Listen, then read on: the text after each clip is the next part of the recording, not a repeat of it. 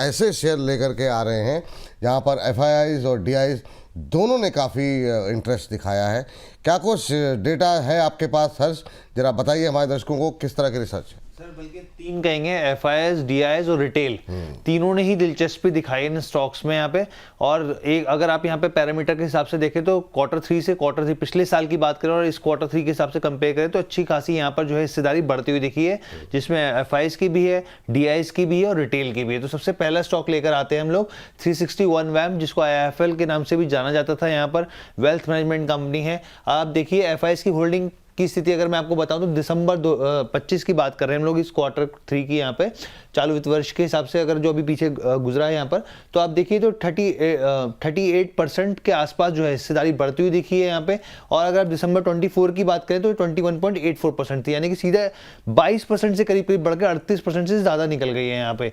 इसके अलावा DIs holding की बात करें यहाँ पर, तो डीआईज होल्डिंग में भी लगभग यही स्थिति देखने को मिल रही है। दिसंबर 24 में 7.5% से कम थी, वहाँ से बढ़कर 8% के आसपास पहुँच गई है। रिटेल होल्डिंग की बात करें यहाँ पर, तो रिटेल होल्डिंग की नज़र ऐसे स्टॉक्स पर रहती है जहाँ पे एफआईआईज और डीआईज खरीदारी करते हैं, तो उन्होंने भी 7.5% से ज़्यादा की हिस्सेदारी थी 2024 में दिसंबर के अंदर, Q3 के अंदर। तो अब आप Q3 के हिसाब से देखें यहाँ पर अब इस बार तो यहाँ पे 12% से आगे निकल गई है। तो ये हो गया पहला स्टॉक। ऐसे 7 स्टॉक लेकर आए हैं हम लोग। हाँ, तो एक बार में दो करते रहते हैं जी। हाँ, तो अगला स्टॉक की तरफ बढ़ लेते हैं हम लोग। यहाँ पर एप्टस वैल्यू हाउसिंग की बात कर लेते हैं यहाँ पर। तो यहाँ पर भी आप ये देखिए कि अगर सबसे पहले हम दिसंबर 2024 की बात करें यहाँ पर, तो Q3 में 21.87% हिस्सेदारी एफआईआईज की थी, वहां से बढ़ के 33% हो गई। काफी अच्छा खासा जंप एफआईआईज का देखने को मिला है स्टॉक को लेकर। इसके अलावा डीआईज होल्डिंग की बात करें, आप दिसंबर 2024 की बात करें यहाँ पे 8.43% हिस्सेदारी थी, वहां से बढ़कर सीधा 22-22.5% पे हो गई है। काफी ज्यादा डीआईज की भी यहाँ पे हिस्सेदारी बढ़ती हुई दिखी है। रिटेल पार्टिसिपेशन की बात करें तो देखिए आप करीब 6% के आसपास था, वहां से एक साल बाद सीधा 9.93% जो है रिटेल पार्टिसिपेशन भी बढ़ गया है। चलिए इन दो शेयरों पे जानना चाहेंगे राय। यहाँ पर सर एफआईआई, डीआई और रिटेलर्स तीनों की हिस्सेदारी जो है वो बढ़ी है। प्रदीप सर जरा 361 और एप्टस वैल्यू, इन दोनों में भाव कब बढ़ेंगे और क्या यहाँ पर और ज़्यादा भागीदारी हो सकती है रिटेलर्स की? बताइए जरा, क्या मतलब अभी इन लेवल्स पे क्या करना चाहिए? बिल्कुल जी, देखिए एप्टस वैल्यू में मुझे लगता है कि 253 के आसपास का जो अभी प्राइस है, एक शार्प फॉल देखने को मिला है चार्ट में। इनफैक्ट अगर हम देखेंगे 20, 50 एंड 100 जो मूविंग एवरेज प्राइस है उसके नीचे ही सस्टेन हो रहा है। तो प्राइस पे सिग्निफिकेंट वीकनेस चार्ट में अभी भी है, जो कंटिन्यूअसली अप साइड या तो कुछ भी बेस फॉर्मेशन का संकेत नहीं है। जब तक वो नहीं होता तब तक हमें बिल्कुल बाय नहीं करना है, अवॉइड करना है। एक 244 के आसपास का एक स्टॉप लॉस मेंटेन कर लीजिए अगर किसी के पास है तो। अगर कुछ भी बाउंस आता है एंड 318 के ऊपर सस्टेन होता है, then we should think for buying, लेकिन उससे पहले तो अभी कुछ नहीं करना चाहिए। सेकंड जो 361 है, अभी 1142 के आसपास का प्राइस चल रहा है, एक कंसोलिडेशन रेंज के अंदर फंसा हुआ है। मैं थोड़ा कंफर्ट रहूंगा थोड़ा नीचे खरीदने में।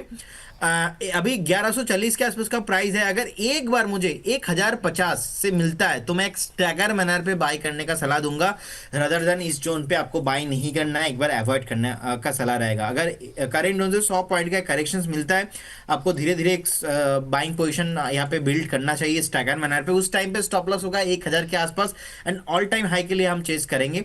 लेकिन अभी हमें दोनों स्टॉक ही एक बार जो है थोड़ा बहुत वॉच लिस्ट पे ऐड रखना चाहिए, लेकिन फ्रेश बाय दोनों स्टॉक्स पे नहीं करना चाहिए।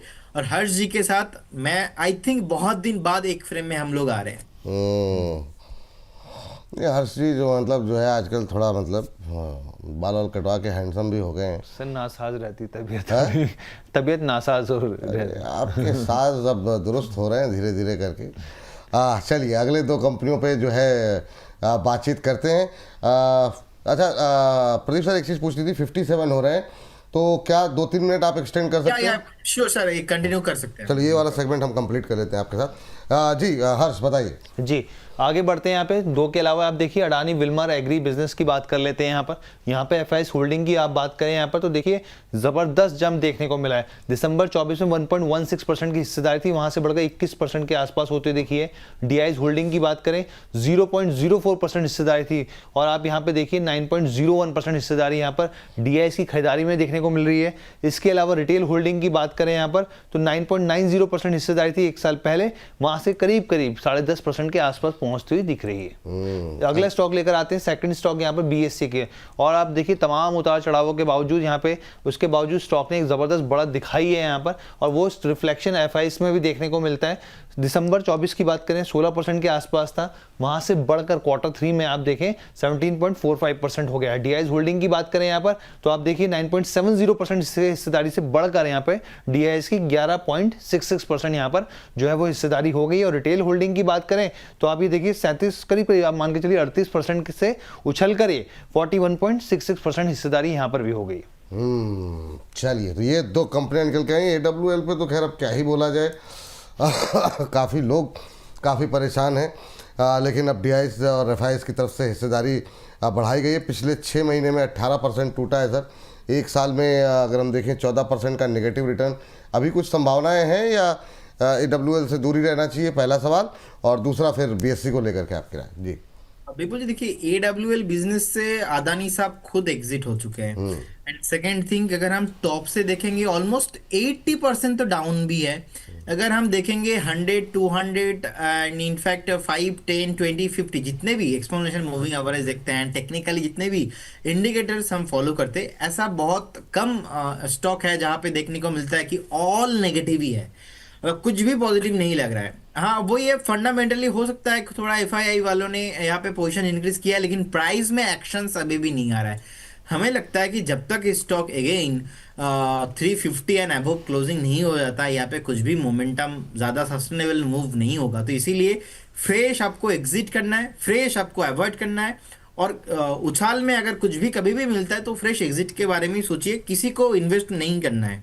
रही बात बीएसई, बॉम्बे स्टॉक एक्सचेंज एक प्रोमिनेंट स्टॉक एक्सचेंज है, 150 साल का एक ऑब्वियसली हिस्ट्री भी है, एशिया का one of the oldest stock exchange माना जाता है, और हमने बहुत बार बीएसई को लेके हमने डिस्कशन भी किया है। रिसेंटली नीचे भी आया था 2050 2100 के आसपास, वो एक गोल्डन अपॉर्चुनिटी था। उसके बाद हमने टॉप बनाया, 2800 टॉप बनाने के बाद फिर से 2500 आया, 2500 में 2 बार सपोर्ट लेने के बाद फिर से जो है बाउंस बैक किया है, अभी तो 3000 के ऊपर भी आया है। अगर हम बीएससी के चार्ट को अच्छे से समझेंगे, लास्ट टाइम जब टॉप बना था जनवरी 2025 में, उसके बाद का जो मूव है उस मूव में 49% चला, उसके बाद फिर से नीचे आया था 2080 तक, जो मैं आपको बोल रहा था। उसके बाद का जो मूव है नीचे से हमने देखा ऑलमोस्ट 43% चला, उसके बाद फिर से 2800 2900 से नीचे आया था एक बार, फिर से 2300 तक।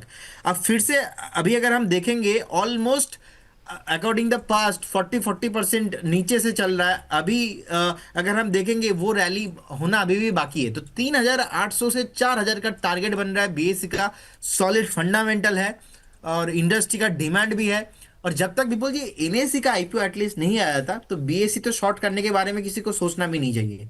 हमें लगता है कि बिल्कुल आप बने रहिए as a investors, 3800 4000 on the way. ठीक, ये बात है। इस बीच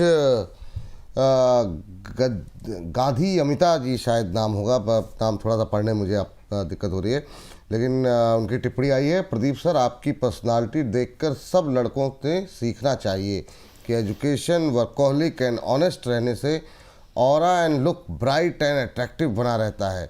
ये सरस्वती का तेज है जो सबने गेन करना चाहिए। तो ये मतलब टिप्पणी आई है गांधी यमिता जी की आपके लिए। चलिए अब अगली 2 कंपनियों के लिए चलते हैं हर्ष के पास। हर्ष बताइए सर, आखिरी 3 कंपनियां तो एक ही बार में कवर चलिए, करें, एक ही बार में कंप्लीट कर दें। ठीक है। तो चलिए आगे चलते हैं। यहाँ पे कैप्री ग्लोबल कैपिटल की बात कर लेते हैं यहाँ पर, और आप यहाँ पे देखिए एफआईएस की होल्डिंग की अगर हम लोग देखें तो एक साल पहले दिसंबर क्वार्टर में, क्वार्टर 3 की बात करें तो 2024 में, तो 1.04% के आसपास थी, वहां से 4.5% पहुंचती हुई देखिए अच्छा खासा जंप यहाँ पर देखने को मिला है। डीआईएस होल्डिंग की बात करें यहाँ पर 1.64% हिस्सेदारी थी, और आप ये देखिए 4 क्वार्टर के अंदर यहाँ पर 6.55% हिस्सेदारी हो गई, यहाँ पर भी एक बहुत बड़ा जंप है। रिटेल होल्डिंग की बात करें यहाँ पर तो रिटेल होल्डिंग में अगर आप देखें 1.41% थी, वहां से 3.40% बढ़ गई है यहाँ पे। आगे बढ़ते हैं हम लोग, अगले स्टॉक की तरफ बढ़ते हैं यहाँ पर, और अगर आप देखें तो सेंट्रल बैंक आ गया है यहाँ पर, और यहाँ पर 0.44% हिस्सेदारी एफआईएस की थी, वहां से एक हल्की सी बढ़ती हुई दिखी, 0.84% हुई। डीआईज होल्डिंग की बात करें 0.13% से बढ़कर 0.29% हो गई। रिटेल होल्डिंग की बात करें 3.38% से बढ़कर 4.63% हो गई। और आखिरी हम लोग बात करते हैं सिग्युलेटी की, बात करते हैं सिग्युलेटी लिमिटेड की। और आप यहाँ पर ये देखिए कि जो एफआईएस की होल्डिंग है वो 3.78% से बढ़कर सीधा 10% पे पहुंची, बल्कि उसके पार निकल गई है। यहाँ पे डीआईज होल्डिंग की बात करें यहाँ पर 4.32% से बढ़कर सीधा 13.5% के आसपास पहुंचती दिख रही है। और रिटेल होल्डिंग की बात करें यहाँ पर तो आप ये देखिए यहाँ पर मतलब हर मोर्चे पर बहुत ही शानदार जंप देखने को मिला, 5.29% से बढ़कर सीधे 14% पे आ गई है। चलिए ये बात ये तीन कंपनियों पे जरा फटाफट राय लेते हैं। कैप्री ग्लोबल, सेंट्रल बैंक पे काफ़ी क्वेरीज भी हमारे पास रही हैं और सैलिटी हम लगातार डिस्कस भी कर रहे हैं हमारे सस्ते शेयरों में भी, और अच्छा मोमेंटम भी यहाँ पर बनता हुआ दिखाई दिया है। सर ये तीनों को मैं चाहूँगा कि एक साथ आप कवर कर लें। क्या व्यू रहेगा आपका कैप्री ग्लोबल, सेंट्रल बैंक और सैलिटी में कहीं कोई अपॉर्चुनिटी है? जी बिल्कुल जी, देखिए कैप्री ग्लोबल बाई नहीं करना है, अवॉइड करने का सलाह रहेगा। अगर किसी के पास एग्जिस्टिंग पोजीशन है तो आपको 148 149 के अराउंड एक स्टॉप लॉस मेंटेन कीजिए। लास्ट टाइम सपोर्ट भी लिया था 2023 में, उसके बाद हमने देखा 21 अप्रैल 25 के आसपास सपोर्ट भी था। सो यहाँ पे एक बार स्टॉप लॉस मेंटेन कीजिए, बने रहिए, फ्रेश बाई नहीं करना है। सेंट्रल बैंक ऑफ इंडिया एक डाउन ट्रेंड में है, डाउन ट्रेंड के बाद कंसल्टेशन कर रहा है। मुझे लगता है कि एक बार 41 42 ब्रेक होने के बाद यहाँ पे कुछ मोमेंटम आ सकता है, लेकिन उछाल में एग्जिट का प्लानिंग ढूंढिए, आपको नहीं रहना है। और सैजिलिटी यहाँ पे सर एक 54 53 में ना एक रेजिस्टेंस है। अब ये रेजिस्टेंस अगर ब्रेक होता है एकदम तोड़ फोड़ के एक मोमेंटम यहाँ पे आ सकता है। अब 37 अभी जो अगर हम सैजिलिटी देखेंगे 48 के आसपास का प्राइस है, तो मुझे लगता है कि 54 55 इसके ऊपर अगर एक दिन भी क्लोजिंग देता है देन आपको 80 90 के लिए प्ले करना चाहिए। लेकिन अभी अगर किसी के पास पोजीशन है आप बने रहिए with stop loss of 41। And अभी फ्रेश बाय नहीं करूंगा, मैं फ्रेश बाय मोमेंटम के आने के बाद ही करूंगा, जो कि 54 55 के बाद होना चाहिए। जी चलिए, तो ये तीनों कवर हो गए, तीनों कवर हो गए ना सर जी। तो ये जो है इस बीच मलविश ML विश्वकर्मा साहब कह रहे हैं, विपुल सर अब ये हर्ष सर पुनः क्वार्टर की बात कर रहे हैं तिमाही की जगह। तो सर एक दो दर्शकों की शिकायत थी कि हर्ष बार बार क्वार्टर दिन में करते रहते तो उससे मन मचल जाता है। उनसे कहा कीजिए कि तिमाही शब्द का प्रयोग करें। और डिस्क्लोजर के साथ साथ एक हमारे दर्शक हैं वो हर्ष से ये जानना चाह रहे हैं कि जब सब लोग मासूम सवाल, शशि कुमार जी कह रहे हैं मासूम सवाल है, सब खरीद रहे हैं तो आखिर में बेच कौन रहा है? भाई एफआईएस भी खरीद रहे हैं, टीआईएस भी खरीद रहे हैं, रिटेल भी खरीद रहे हैं, तो बेच कौन रहा है? तो बड़ी अच्छी इंटरेस्टिंग और सटायर के साथ, अच्छे सेंस ऑफ ह्यूमर के साथ कमेंट आते रहते हैं। थैंक यू हर्ष, ये तमाम डेटा हमारे दर्शकों के साथ शेयर करने के लिए। प्रदीप सर बहुत बहुत धन्यवाद आज की इस चर्चा में जुड़ने के लिए।